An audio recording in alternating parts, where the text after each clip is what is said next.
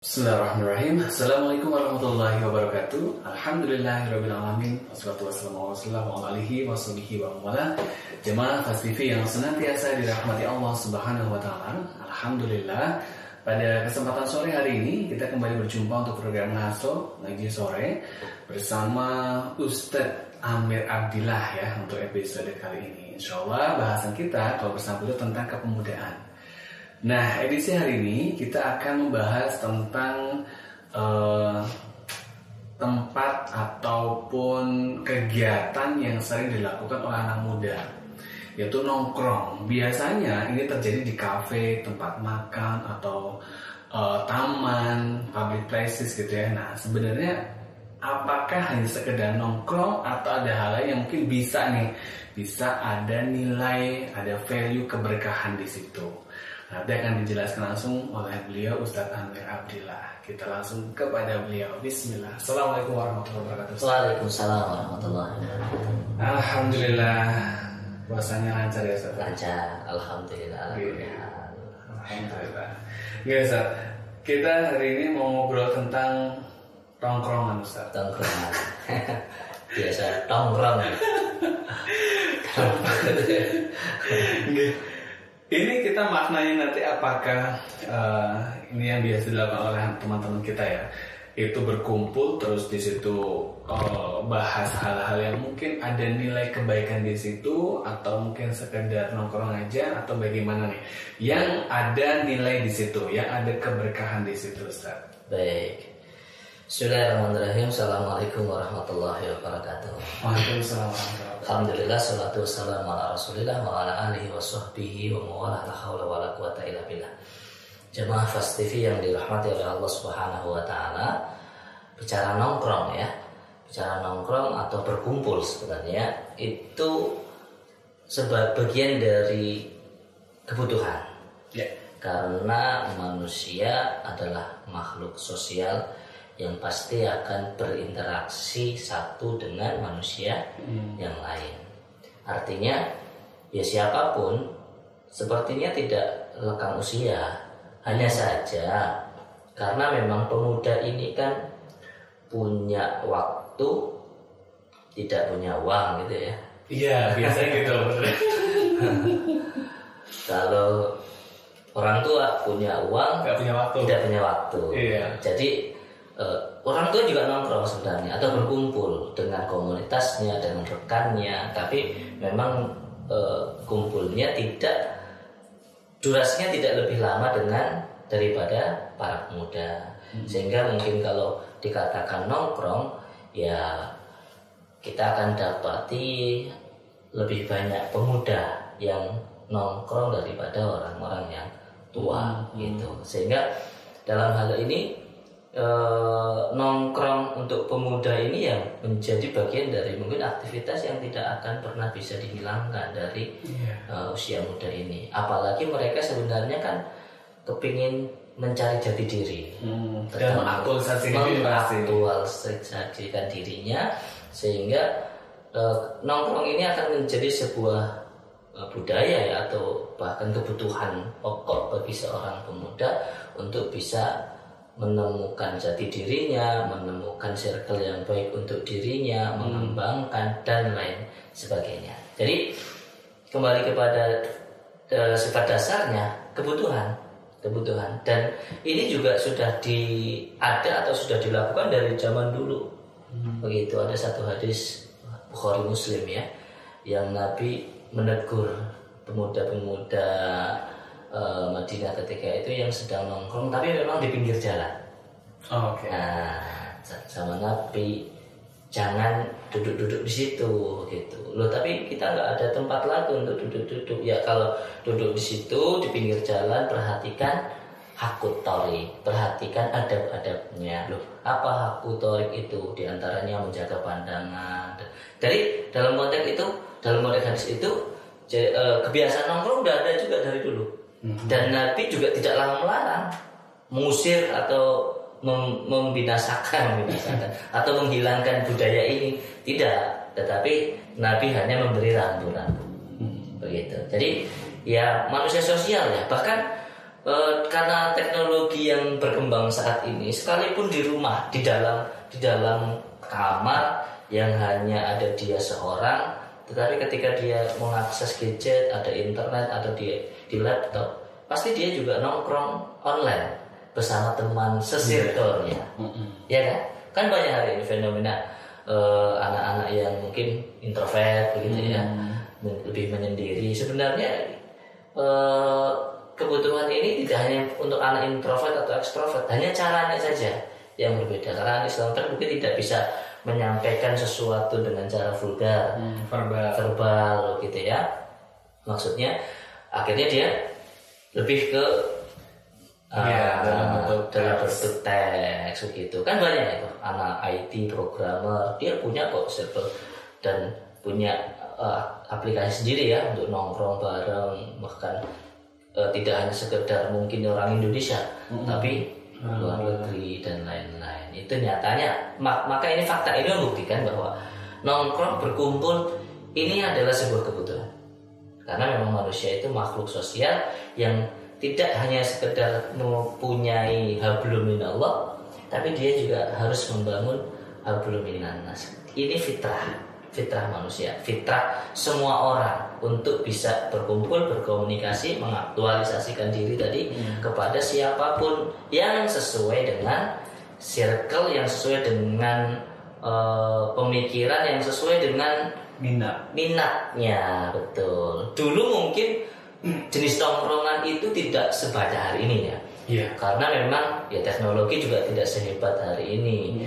Mungkin dulu tongkrongan ya sebatas kampungnya, sebatas daerahnya, domisilinya gitu kan. Kalau hari ini kan sudah lintas. Dari ini teknologi sudah banyak sekali. Macam-macam komunitas ada ribuan. Purbalingga itu termasuk kota paling banyak komunitasnya. Walaupun akhirnya ketemunya ya itu aja sebenarnya. Komunitas sepeda BMX, komunitas Tamiya, komunitas motor beat. Paling banyak ini komunitas lain-lain itu hari ini kan banyak sekali dengan basic-basic itu. Sebenarnya itu ya bentuk ekspresi atau sebuah kebutuhan yang memang naluri sih kalau kita mau amati. Itu ya kebutuhan manusia dasar seperti itu. Fitrah dasarnya manusia adalah berkumpul, berkomunikasi, melakukan aktualisasi diri beserta dengan orang yang menurut dia nyaman. Sepemikiran, sevisi, gitu sih. Sefrekuensi kalau sefrekuensi, betul. Iya, sefrekuensi. Jadi seperti itu. Nah, terkait dengan sefrekuensi ini, kalau bisa dilihat dari sudut pandang Islam, sebagai seorang Muslim gitu ya, sefrekuensi yang bagaimana nih? Soalnya kan sekarang ini kita anggaplah ya dalam tanda kutip itu golongan banyak ya. Baik. Nah terkadang ketika kita tidak memahami circle tersebut, kita bisa masuk terus tidak paham di situ seperti apa nih habitualnya terus.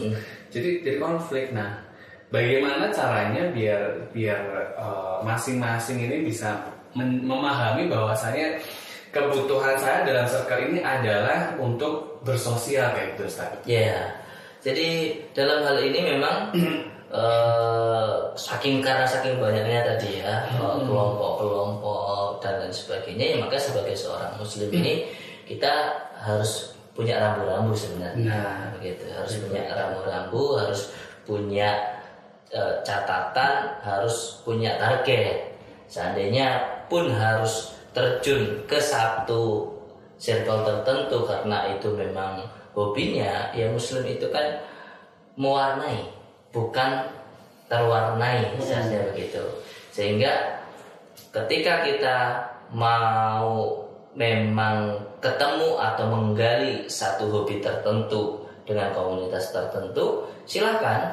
Berarti selanjutnya kita punya misi, harusnya punya target untuk memberi atau meluaskan kebaikan. Karena dengan metode tadi masuk ke hobi tertentu, ke kesenangan tertentu, itu hari ini juga bagian dari metode dakwah yang boleh dikatakan cukup efektif. Begitu. Cukup efektif karena orang sudah nyaman, kalau orang sudah bahagia, biasanya nanti kemungkinannya akan mudah untuk menerima argumentasi, menerima dakwah, menerima pemikiran-pemikiran yang dibawa. Iya, benar. Begitu. Jadi mudah saja orang suruh prestasi. Kalau anak-anak kita ini di rumah misalkan mau supaya dia hebat, supaya anak-anak kita tumbuh menjadi orang-orang yang pintar, buat nyaman dulu. Begitu. Pun demikian di komunitas. Kalau kehadiran kita sudah membuat nyaman orang lain, ya otomatis nanti mereka jauh lebih akan mudah untuk menerima. Maka ya circle atau banyaknya komunitas ini sekaligus sebenarnya berdampak pada dua ya.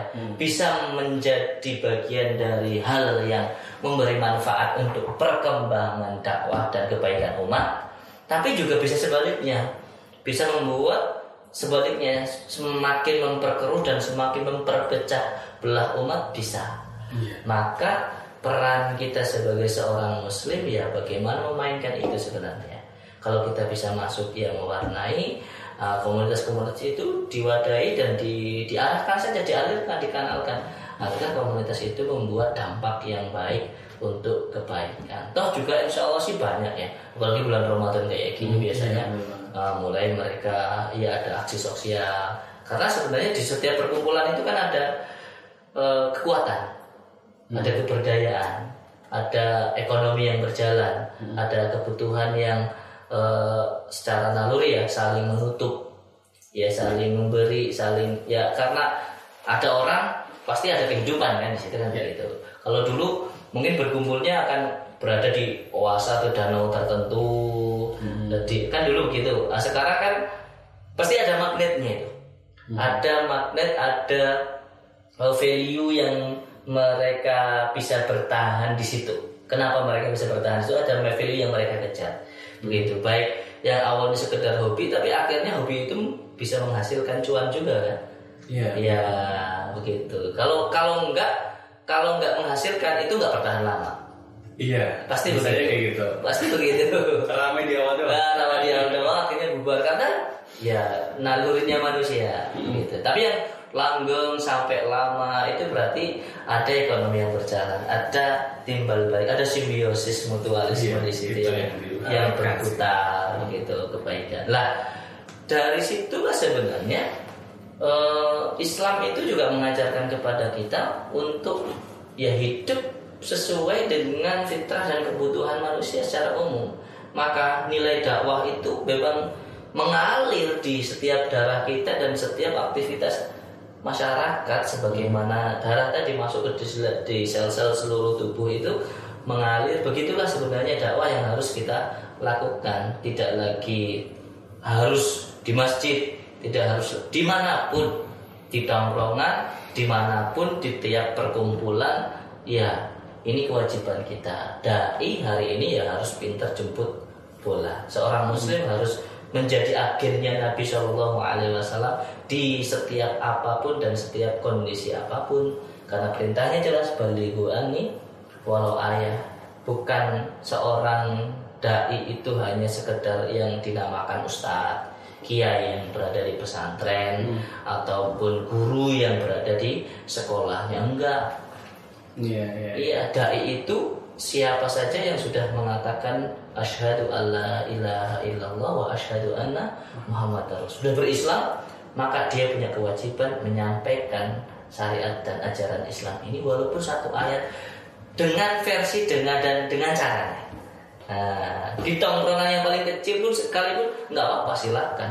Kalau dia sudah memberikan virus kebaikan, menjadi detonator amal soleh, ya dia adalah seorang dai. Meskipun dia nggak pernah bawa dalil, meskipun dia nggak pernah ceramah, meskipun dia, tapi inti dia bisa menggerakkan, membawakan, dia bisa disebut seorang dai.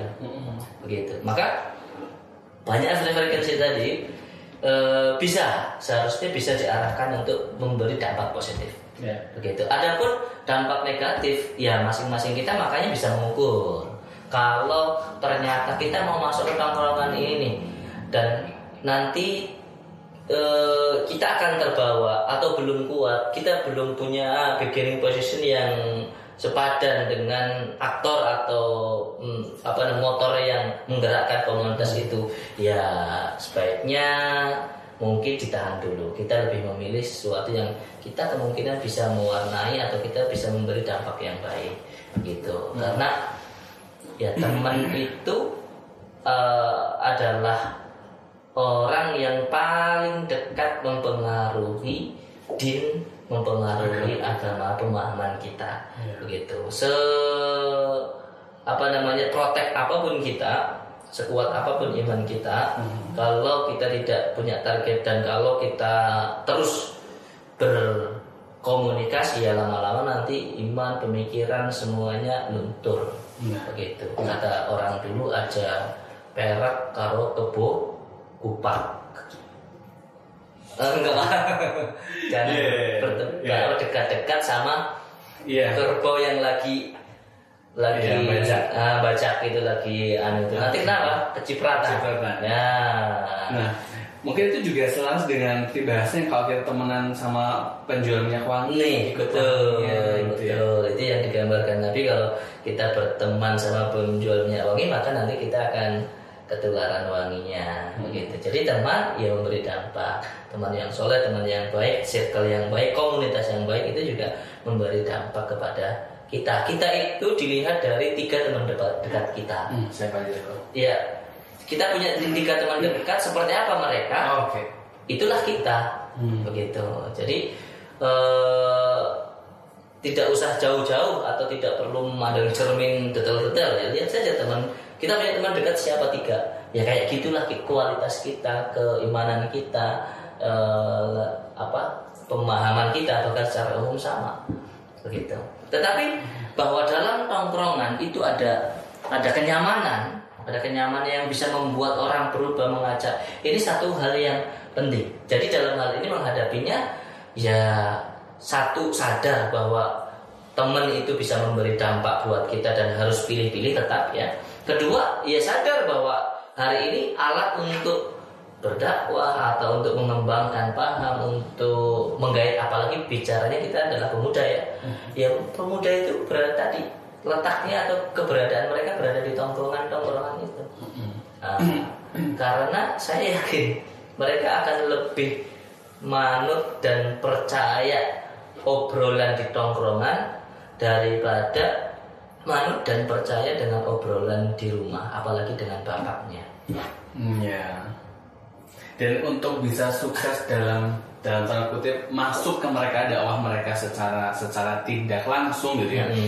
Kita harus paham psikologi mereka juga kan, Ustaz ya. Iya, betul. Jadi nggak bisa tuh kalau misalnya di situ kelompok yang mohon maaf secara pendidikan hanya SD SMP gitu. Karena kan beda juga nih secara psikologis yang mereka kuliahan kayak gitu kan. Betul. Ya itu tadi, makanya harus pilih-pilih dan tetap harus pilih-pilih, ya. Cara penyampaiannya. Ya betul, berikut dengan cara penyampaiannya, cara mengajaknya, deliverynya. Ya likulli maqamun maqal. Setiap tempat ada perkataannya, dan setiap perkataan likulli maqal maqamun. Setiap perkataan juga ada tempatnya. Kita tidak bisa mengeneralisir dan membawa atau menentukan ini metode dakwah di kelompok ini begini, di circle ini begini, di tongkrongan ini begini, dan disamakan dengan tongkrongan yang ada di tempat lain, nggak bisa.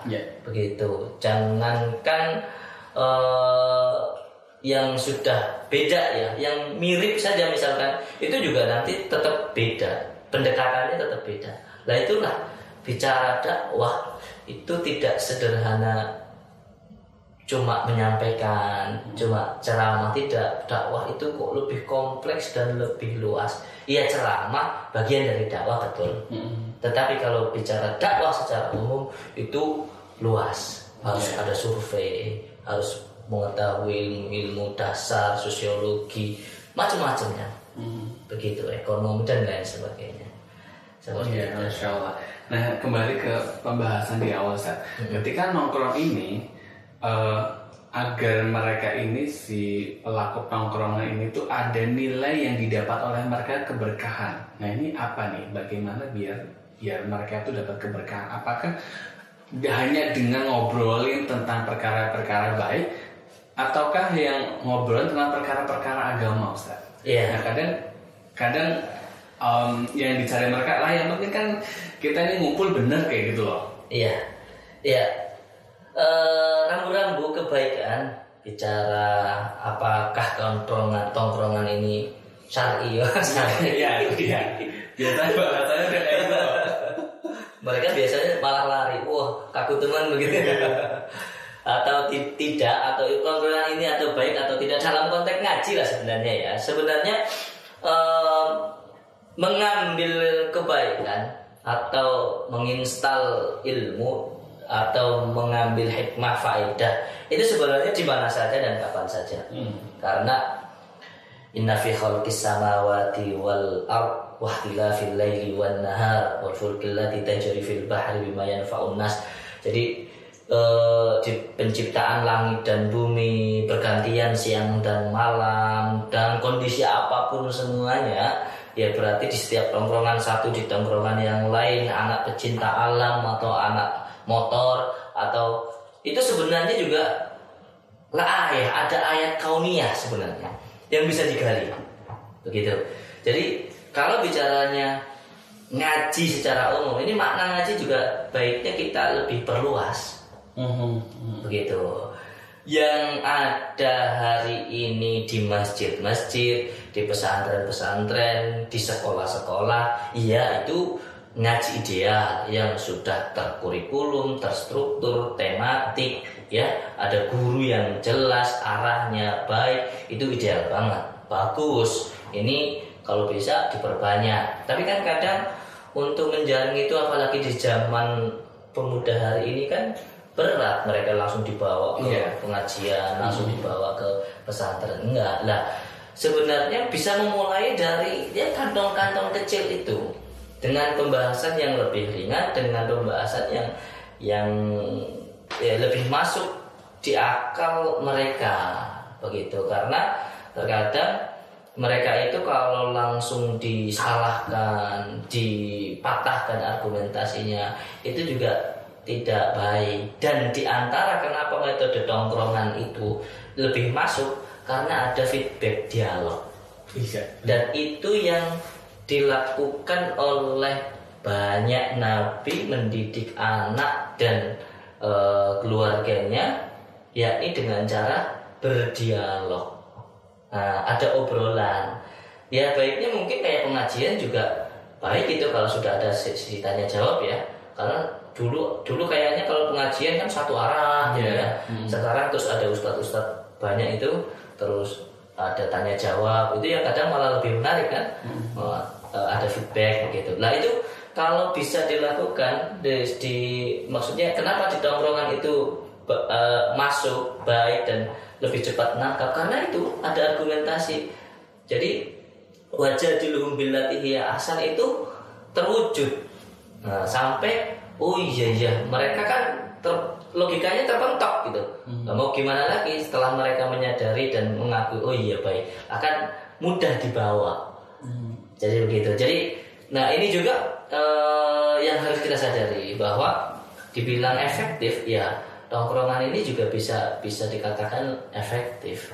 Apalagi kalau boleh dikatakan malah kayak ngaji privat kan ya. Iya benar. Terbatas kan? Karena terbatas, bisa tanya keresahannya di mana, pemahaman sampai mana, sang murabi itu bisa mengukur kan, bisa mencari tahu sampai di mana dia mengetahui dari apa yang telah disampaikan. Jadi ya maka memperluas makna ngaji dimanapun, kapanpun, dalam kondisi apapun, ini baiknya harus kita pahami tadi. Karena tadi setiap kita bayangkan kalau orang muslim sudah menganggap bahwa saya itu dai loh, saya harus mengajak teman yang lain untuk ke arah yang lebih baik loh, dengan kapasitas saya. Tidak harus langsung seperti ustadz, tidak harus seperti mubalik, tapi ya baik menurut saya dengan pemahaman sementara ini, dan tetap saya akan belajar begitu, saya kira nggak masalah. begitu. Jadi semua orang kalau sudah beranggapan begitu ya spiritnya insya Allah akan menular kan. Kebaikan itu seperti punya efek domino kan. Begitu semua cenderung ke arah baik, dia akan membawa dan memberi dampak kebaikan kepada yang lain. Yang ini yang harus disadari oleh setiap muslim, bahwa kita itu agennya Nabi, bahwa kita itu adalah punya kewajiban untuk berdakwah, mengajak kepada kebaikan dengan konteks apapun, dengan hal yang sederhana apapun. Kita punya tongkrongan, kita punya circle tertentu, ayo ajak itu orang-orang yang ada di tongkrongan itu untuk bisa terdampak kepada Islam kita. Begitu. Yang bahasan tentang mereka yang suka berkumpul, hangout, nongkrong ini menjadi sesuatu yang menarik kalau misalnya kita masukkan nilai kebaikan di situ dengan tujuan ya mereka juga menjadi baik gitu. Betul. Jadi sesuai dengan judul kita agar berkah gitu ya. Gimana tadi judulnya? Tongkrongan. Tongkrongan yang menjadikan berkah gitu. Ini judulnya juga menarik ini.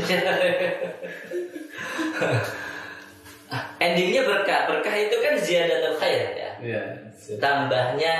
Bertambahnya kebaikan. Kebaikan itu berlangsung gitu. Ya takaran kebaikan masing-masing kita kan beda gitu. Nggak bisa juga langsung disamakan begitu. Apalagi orang yang sudah merasa baik terus menyalahkan yang lain kurang baik, terus menjustifikasi atau menuduh ini dan lain, itu kan juga tidak baik jadinya begitu. Jadi ya progres apapun sekalipun hanya 1% ya yang terjadi di setiap tongkrongan itu, ya kalau itu ada progresnya memang jadi lebih baik, bertambah nilai kebaikan itu, ya semoga itu menjadi berkah. Iya benar. Ya datul khair kan yang penting bertambah kan. Tambahnya berapa banyak ya masing-masing kita kapasitasnya beda-beda. Yang dulu awalnya mungkin antipati karena terjadi memang polarisasi dengan bahasa macam-macam, ternyata terus kemudian diarahkan nggak gitu loh begitu. Makna awalnya mungkin keras, setiap lihat yang jenggotan disebut kadrun misalkan kan. Tapi dengan dialog sederhana di tongkrongan, maksudnya nggak gitu ya, akhirnya lebih lunak. Yang dulu awalnya setiap yang jenggotan disebut mbak, nah begitu masuk diarahkan, ternyata nggak boleh ya begitu ya, atau ternyata ini sunnah ya, kan banyak sekarang kan yang akhirnya mengakui juga ini sunnah, nggak apa-apa, dan lain-lain misalkan. Nah yang sederhana seperti itu berimpact kan, berimpact kebaikan kan, berarti ada progres ke arah yang baik. Lah kalau memang itu berjalan, ada progres ke arah yang baik, ya semoga tongkrongan yang seperti itu meskipun obrolannya sederhana, semoga akan tetap bernilai keberkahan. Meskipun sedikit nanti lama-lama kan menjadi banyak. Betul ya, sekalipun 1%. Iya. Karena perlahan. Dan ya insya Allah kalau kita sudah punya spirit itu, ya mengapa sih kita harus menjadi agennya Nabi begitu kan? Karena memang satu, umat Nabi Muhammad ini spesial. Kalau dulu umat dulu ketika ada datang nabinya meninggal, maka nanti akan diganti nabi yang lain. Jadi kewajiban dakwah itu ada pada nabinya, nabi dan rasulnya. Begitu. Lah umat Nabi Muhammad kan tidak, karena Nabi Muhammad memang nabi terakhir. Begitu nabi meninggal, siapa yang menggantikan? Ya umatnya. Maka di situ ada istilah al-ummah hadir. Umat ini musyarikatun, berserikat bersama Nabi Shallallahu Alaihi Wasallam dalam melakukan dakwah. Maka disebut agen. Kita itu agennya Nabi. Kita itu perpanjang tanganan Nabi untuk menggerakkan dan merubah orang untuk menjadi baik. Iya betul. Kita umat Islam adalah agennya Nabi Shallallahu Alaihi Wasallam untuk merubah orang menjadi lebih baik, sekalipun 1%. Nah, maka mandala alal khair, barang siapa yang memberi petunjuk kepada satu kebaikan, ya ini bicaranya satu kebaikan. Nabi itu enggak juga membebani siapa yang mengislamkan atau memahamkan kitab Umdatul Ahkam, enggak begitu juga memahamkan sekian, enggak begitu juga. Ya itu kapasitasnya Ustaz Bendaraga ya kitab Tauhid atau ya gitu kapasitasnya, karena memang sudah besar maka ya kewajibannya semakin besar. Ya kalau yang sederhana, orang yang masih sholat juga butuh motivasi, masih ya udah lakukan dakwahmu versimu, semampumu. Tapi bahwa ketika kita punya semangat itu dan akhirnya mau berdakwah, itu tetap akan bisa menjadi umur kedua kita. Umur kedua itu maksudnya nilai pahala yang kita nggak ngelakuin, tapi kita dapat pahalanya. Iya. Jadi kayak investasi. Dakwah itu real investasi. Dakwah benar. Ya kan?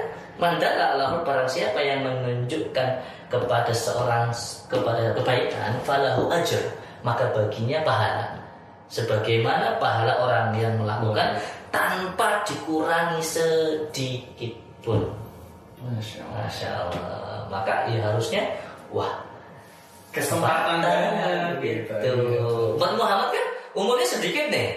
Umat Nabi Muhammad kan umurnya paling 60-an tahun, hawalaina sittina sanah, atau dalam riwayat lain baina sittin wa sab'in, antara 60 sampai 70 tahun umat Nabi Muhammad. Enggak seperti umat-umat dulu yang panjang-panjang usianya. Nabi Ibrahim disunat umur 80 tahun, usianya 650 tahun, dan ada yang 1000 tahun, panjang-panjang.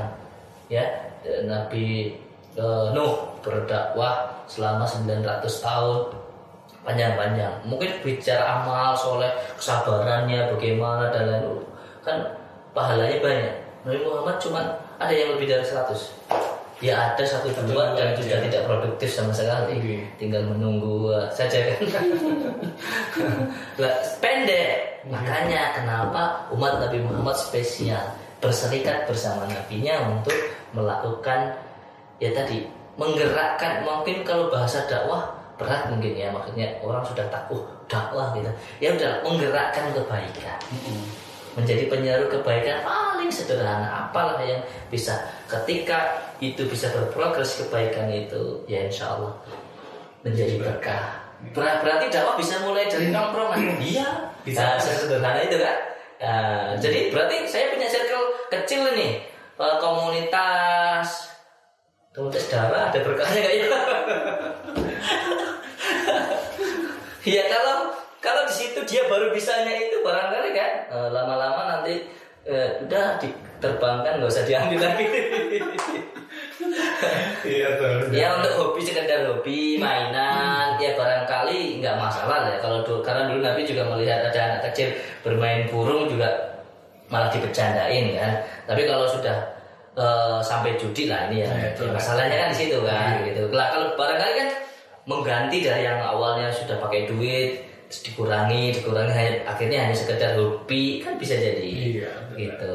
Lah ini siapa kalau mau yang merubah tukang darah kalau enggak dulunya juga tukang darah? Kan susah ini. Kalau langsung Ustadz, kamu enggak pernah merasakan bagaimana sensasinya bermain darah. Ini sensitif sih benernya. Begitu. Ya tukang darah itu sendiri begitu. Jadi ya tinggal dialog itu kan bisa nyambung kan kalau sesama mereka. Apa sih manfaatnya? Kenapa sih begitu menjadi baik? Kenapa sih tidak baik dan lain sebagainya? Itu dengan dialog-dialog kecil mereka akan paham, akan tahu, akan lebih masuk saya kira daripada dijelaskan di masjid khutbah Jumat atau divonis macam-macam. Mereka malah melempari nanti ke masjid begitu. Tidak efektif jadinya dakwahnya. Gitu. Oke, Masya Allah Ustaz. Bahasanya sangat menarik dan jelas nih. Dan Masya Allah, semoga kita bisa berlanjut dengan bahasan-bahasan lain terkait dengan kepemudaan Ustaz. Insya Allah kita sudah harus berakhir. Nah, kita ketemu lagi mungkin episode berikutnya tentang kepemudaan. Atau mungkin nanti saya bikin program khusus kali Ustaz ya. Jemaah pasti ini yang senantiasa dirahmati Allah Subhanahu wa taala. Alhamdulillah obrolan kita terkait dengan tongkrongan yang membawa berkah sudah kita bersama-sama ikuti, dan Masya Allah memang konsep dakwah yang lebih mudah ya untuk masuk ke generasi pemuda ini memang mengikuti apa yang mereka sukai dulu. kita masuk ke mereka, sefrekuensi dengan mereka, sehingga mudah untuk kita masukkan nilai-nilai kebaikan di situ dari hal yang sederhana yang kecil. Jadi bagi jamaah Fast TV yang mungkin sudah kadung gitu ya, punya komunitas-komunitas, nah ini kesempatan emas buat jamaah Fast TV untuk memasukkan nilai kebaikan di situ dengan cara masing-masing. Semoga apa yang kita sajikan ini bermanfaat bagi kita semua, dan insya Allah kita berjumpa kembali pekan depan, insya Allah. Saya Yesus Triyono dan juga Ustaz Amir Abdillah pamit undur diri bersama kita. Kita berjumpa lagi di episode yang lebih menarik lagi di Ngaso Ngaji Sore Mahat Faslatul Khairat. Assalamualaikum warahmatullahi wabarakatuh.